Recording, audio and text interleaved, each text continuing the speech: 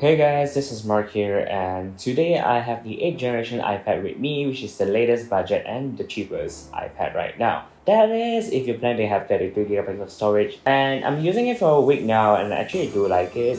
So without further ado, let's get it started.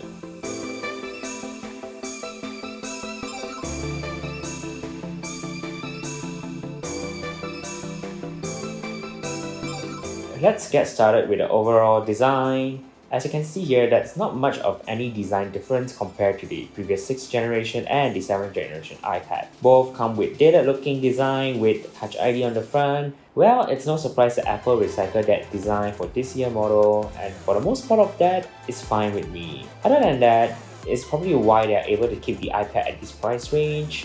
And the best part of it is you can get cases easily. It also uses the same cases from the 7th generation iPad onto the 8th generation iPad. So getting accessory for the 8th generation iPad is actually much easier. So let's get to the top of the device, which is the power button and the headphone jack. And on the left side is the smart connector for you to connect with smart keyboard. On the right side is the volume control. And finally at the bottom is the speaker grill and lightning connector. I'm actually quite okay not having USB-C. Well, it's because my iPhone is lightning and I don't really need to carry extra cable wherever I need to go any other places. So it doesn't really affect me, but if you're an Android user that is using USB-C, probably you guys should go for the iPad Air because that is powered by USB-C. The speaker doesn't sound too bad. You will notice the speaker sounds like it's one-sided since the placement of the speaker is near the lightning connector.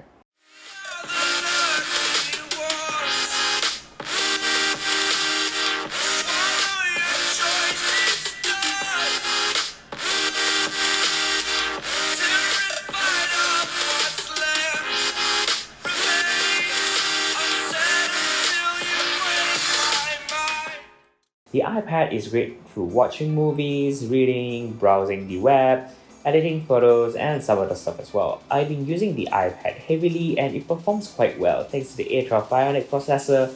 It's still great, but some part of it feels like it's still stuck in the past. The A12 packs with 6-core CPU, 2 cores is to tackle the high performance tasks, while the other 4 handle low priority tasks so that you don't need much power. And they throw in a quad-core GPU. We are looking at a significantly power boost, and the tablet consistently handles everything I throw at it, and even running Genshin Impact, which is the first thing I do when I'm on the iPad, and it runs pretty well. I do suffer some app crashes a few times, but other than that, nothing much. As for the screen itself, I have no complaint. The size is nice for the 10.2 inch and the resolution is more than crispy enough to make a high definition video looks good. And tossing in the massive 500 nits brightness and you have a wonderful display to look at. If you want an all screen, you're gonna have to upgrade to the iPad Air.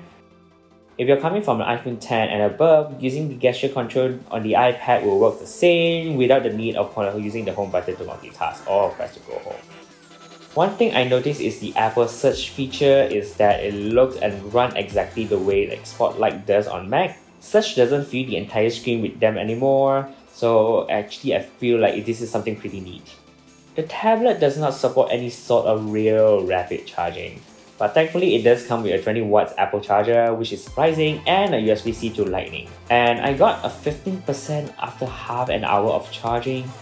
You can expect that it takes more than 2 hours to recharge from empty. Battery life is pretty great except if you run on Genshin Impact on the iPad for a very long time like I do, you can probably go up to at least 5 hours. Or maybe to 6 with one full charge. I'm not sure about you guys, but I have never ever used my iPad to take photo or video at all. But if you do, don't expect so much of it. So this is the main camera from the back itself, and you can actually hear the microphone as well, the quality and how it goes. And as you can see, it's not very, how to say, it's actually pretty noisy, and yeah, I mean focus wise looks good and everything, but it looks very noisy and a little bit shaky as well. So video wise and picture quality looks not that bad. It's like back in the days of iPhone 5, 6, maybe 7, that kind of image quality, which isn't that bad. And yeah, overall it looks pretty great, not too bad, not too shabby. But you will get some noise even if you take some videos or even pictures. So this is why I don't really use iPads as my main device to take photos or even videos. So this is actually the front-facing camera. You can probably imagine how Zoom call is. It's not very that good, and even picture-wise itself is gonna be very noisy. The video itself looks very noisy from here as well. So I don't think it's that great of a quality, but at the same time, it's actually not that bad for just a video call conference. It's just good enough. And yeah, that is my opinion for the front facing video. So far so good, but I still don't use it to take the iPad just to take photos or even videos itself. I don't really use my iPad to do something like that. But if you do, don't expect so much. Well, the iPad checks a lot of boxes for me in terms of performance and multitasking.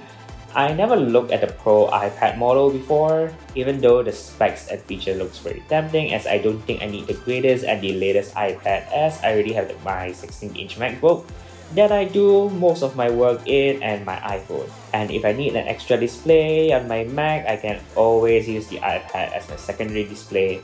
And the larger screen definitely works better than the mini, even though the mini price is still relatively expensive.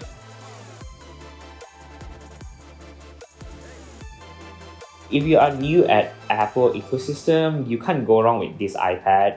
And even though you're existing Apple user, this iPad still works pretty well and great. And you're actually buying it for long-term purposes, so I feel like this iPad just checks a lot of things for me. And this iPad is also the cheapest too, and you can no longer get the A10 Fusion chips. So definitely this is a plus for A12 Bionic. The real question is it worth buying?